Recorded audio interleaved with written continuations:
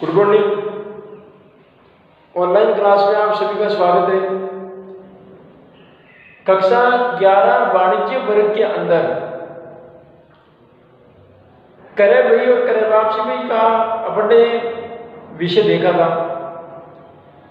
आज हम बात करेंगे विक्रय व्यय की, और विक्रय व्यय का प्रारूप और विक्रय व्यय में लेखा किस प्रकार से होता है और विक्रय व्यय के अंदर ऐसी परिस्थितियां कौन कौन सी होगी उसका आपको हिसाब कैसे किस प्रकार से लिखना है आपको उसको विक्रय व्यय के अंदर। तो पहली बात विक्रय व्यय की कुछ शर्तें हैं, उस शर्तें आपको पता होनी चाहिए। विक्रय व्यय में लेखा किन किन लेन देनों का होगा। पहली बात ये है केवल उदार माल विक्रय का आपको लेखा करना है। विक्रय का ओनली उदार माल विक्रय का आपको लेखा करना है। उदार में यदि कोई संपत्ति बेची है तो उदार में बेची गई संपत्ति का लेखा इसमें नहीं होगा। उदार संपत्ति का अगर विक्रय किया है तो उदार संपत्ति के विक्रय का लेखा इसके अंदर नहीं होगा। उदार विक्रय का लेखा इस बही के अंदर नहीं होगा। उदार माल का यदि विक्रय किया गया है तो उदार माल विक्रय का लेखा आपको विक्रय बही के अंदर करना है। उदार में यदि संपत्ति बेची है तो उदार में बेची गई संपत्ति का लेखा इस बही के अंदर नहीं होगा। अच्छा, दूसरी बात, उधार में संपत्ति का विक्रय का लेखा आपको इसके अंदर नहीं करना है। तीसरी बात, इसके अंदर लेखा बीजक के आधार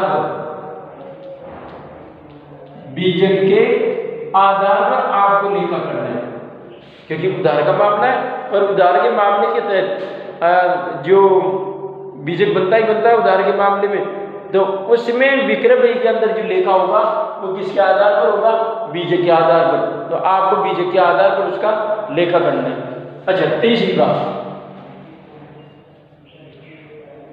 उधार में माल बेचते वक्त अगर सामने वाली पार्टी के पास, खरीदने वाली पार्टी के पास अगर माल को ले जाने के लिए वाहन नहीं है, उसने वाहन भी विक्रेता ने ही, व्यापारी ने सुपुर्दगी करवाया, तो जाहिर सी बात है व्यापारी उसका किराया भाड़ा जो भी लगेगा वो चार्ज करेगा। तो ऐसी परिस्थिति के अंतर्गत उस किराए को, उसके भाड़े को उस विक्रय की लागत में क्या कर देना है? जोड़ देना है। विक्रय की लागत में क्या करना है? आपको जोड़ना है।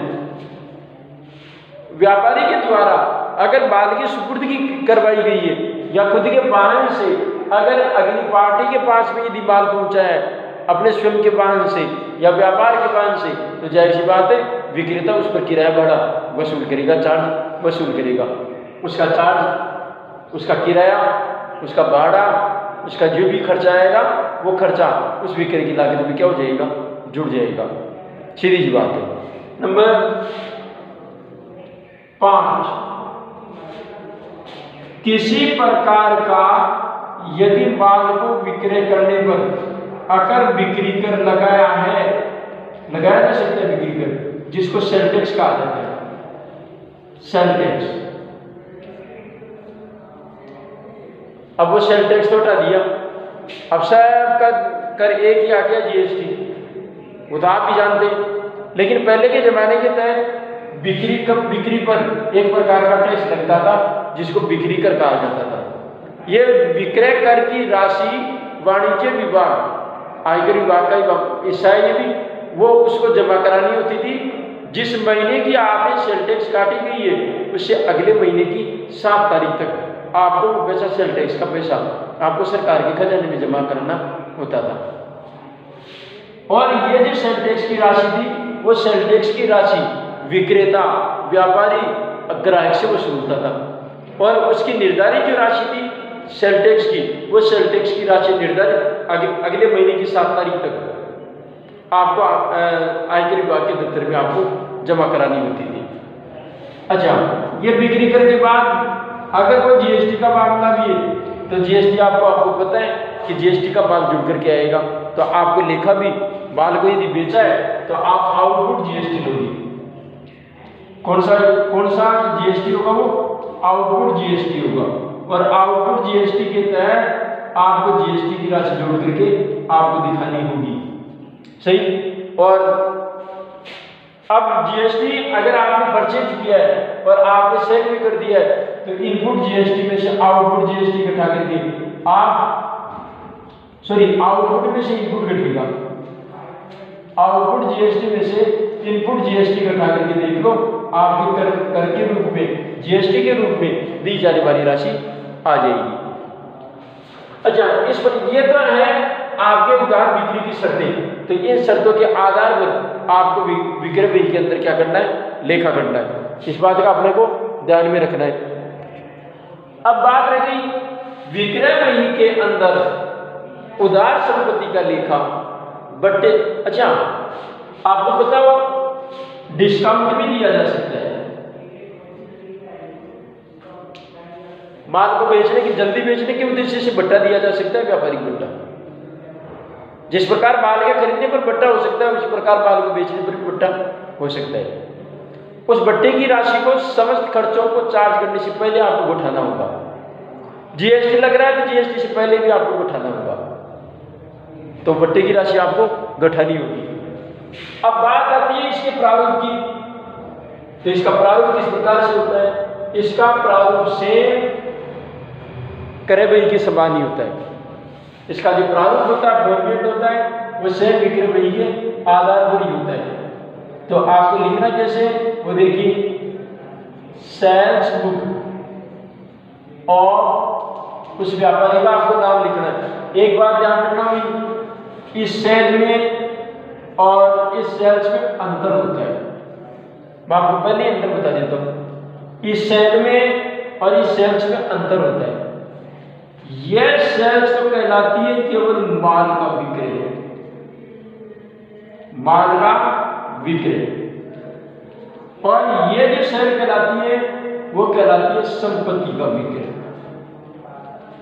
संपत्ति का विक्रय कहलाती है। तो इस सेल में इस सेल्स में अंतर होता है। अगर माल का यदि कहीं पर भी देख लीजिए आप, सेल्स का नाम लेते ही वहां पर समझ जाना माल का विक्रय हुआ है, और इस सेल का मतलब संपत्ति का विक्रय किया है। इस बात का अपने को ध्यान में रखना है। अब इसका प्रारूप किस प्रकार से होगा वो देखिए आप। इसका प्रारूप सेम क्रय बही के समान ही होता है, कोई डिफरेंस नहीं आएगा, कोई अंतर नहीं आएगा, सेम क्रय बही के समान ही होता है।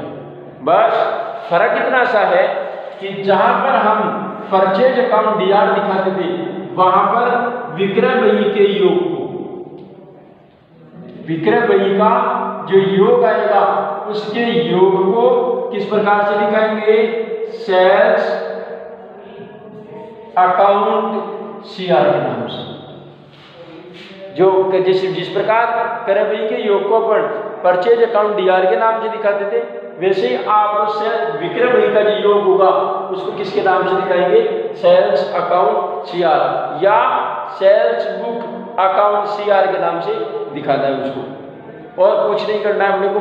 जीएसटी का, सेल टैक्स का, बीजक का, डेट का आपको ध्यान रखना है, अमाउंट का आपको ध्यान रखना है, किस प्रकार कौन सा अमाउंट जुड़ेगा और कौन सा अमाउंट घटेगा। आओ एक उदाहरण लेते हैं। प्रारूप आपको ज्यादा दिमाग लगाने की जरूरत नहीं है। प्रारूप सेम क्रय बही के समान ही होता है, सेम क्रय बही के समान। तो जिस प्रकार क्रय बही का प्रारूप होता है उसी प्रकार आपका विक्रय बही का प्रारूप होता है। बस फर्क इतना सा है कि परचेज अकाउंट क्रय बही के योग को परचेज अकाउंट डीआर के नाम से दिखा देते, यहाँ पर विक्रय बही बना रहे तो विक्रय बही के योग को सेल्स अकाउंट सीआर के नाम से दिखाया जाएगा। आओ एक सवाल करते हैं, एक क्वेश्चन देखते हैं। एक उदाहरण दिया गया है आपकी किताब के अंदर 140 पेज नंबर पर, जिसमें कहा है 2100 रुपए प्रति के 2 जल शोधक। जल शोधक का मतलब होता है water purifier. Water purifier 2 water purifier खरीदे थे और एक वाटर प्यूरिफायर की कीमत थी 2100 रुपये। वह 130 रुपये प्रति की 5 बाल्टियाँ भी, और बाल्टियों को बोलते हैं बुकेट, BUCKET, बुकेट। 5 बाल्टियाँ किसको बेची?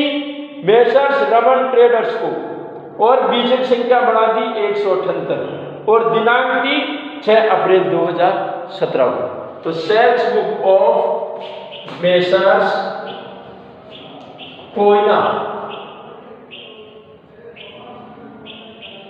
Koyna suppliers, Koyna suppliers. अब आपको इसका प्रारूप बनाना है। प्रारूप के लिए ये डेट का कॉलम है, ये पर्टिकुलर का, ये इनवॉइस का, ये एरर का, ये डिटेल का, और ये टोटल का। कॉलम का आपको पता है, डेट थी वो थी 2017 6 अप्रैल को, 2017 6 अप्रैल को। किसको बेचा था? मेसर्स रमन ट्रेडर्स को, मेसर्स रमन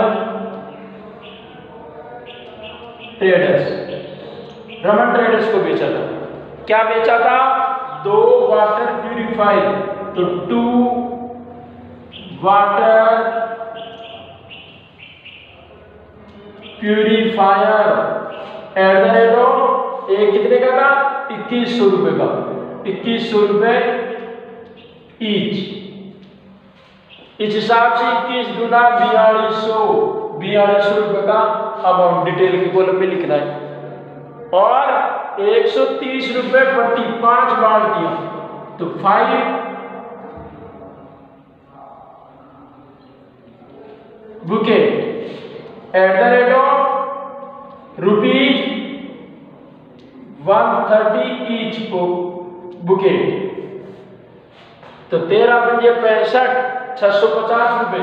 तो 650 रुपए की क्या हो जाएगी? आपकी बाल्टी हो जाएगी। क्या कहा? बेचा, और बीजक से क्या बढ़ाई? 178 नंबर का बिल बढ़ाया। आपको इनवॉइस के कॉलम में आपको ये लिखना है।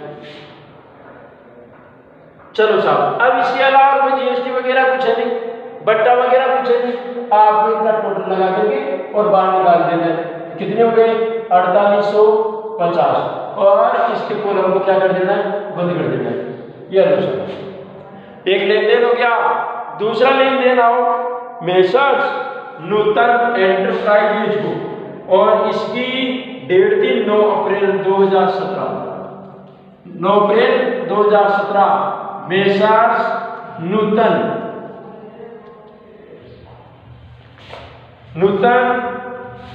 एंटरप्राइजेज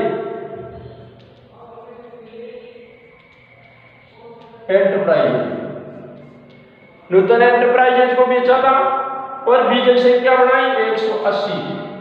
ये लो साहब, इसमें 180 नंबर का बिल बना दिया। क्या कहा? क्या बेचा? सड़क किनारे रखने वाले डिब्बे, और वो भी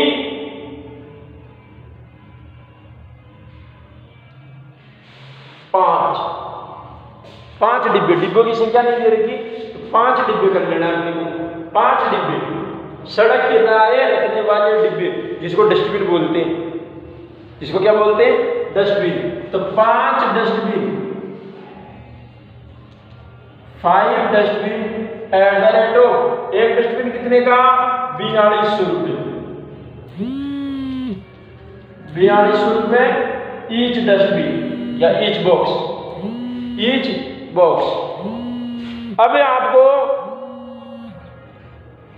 अब आपको इसको सॉल्व करना है। 4200 कितने हो गए? 21,000। तो आपको 21,000 रुपये यहाँ पर दिखाने, और क्या कहा? कुछ भी नहीं कहा, न बट्टा न कुछ। तो आप 21,000 रुपये आपको टोटल के कॉलम में दिखा देना है, और इस कॉलम को बंद कर देना है। एक लेन देन पूरा हो गया। आओ दूसरे लेन देन में। दूसरा लेन देन क्या करता है? तीसरे नंबर का, वो था 28 अप्रैल को। 28 अप्रैल को किसको बेचा? Messrs Raman traders, messrs Raman traders को बेचा। क्या कहा? 100 बड़ी बाल्टियां, 100 big bouquet at the rate of, प्रत्येक की रेट कितनी थी 850 ईच बुकेट। तो देखो कितना हो गया, टोटल लगाओ इनका, टोटल लगाने को देखो कितना आएगा 85,000 रुपये। तो आपको 85,000 रुपये की टोटल बाल्टियां हो गई। 85,000 में कोई जीएसटी न कुछ खर्चा न बट्टा, आप इसको बंद कर देना है, बंद कर दिया। अब आपका टोटल लगाओ सेल्स का, और जो सेल्स में जो टोटल आएगा उसको 30 अप्रैल को दिखाएंगे सेल्स अकाउंट सीआर के नाम से, सेल्स अकाउंट सीआर के नाम से। टोटल लगाओ 85 और 21, 1,06,000, 1,10,850, 1,10,850 रुपये। तो यह आपका टोटल सेल्स हो जाएगी 1,10,850। इस प्रकार से आपको ये विक्रय बनानी है। आज के लिए इतना ही, धन्यवाद।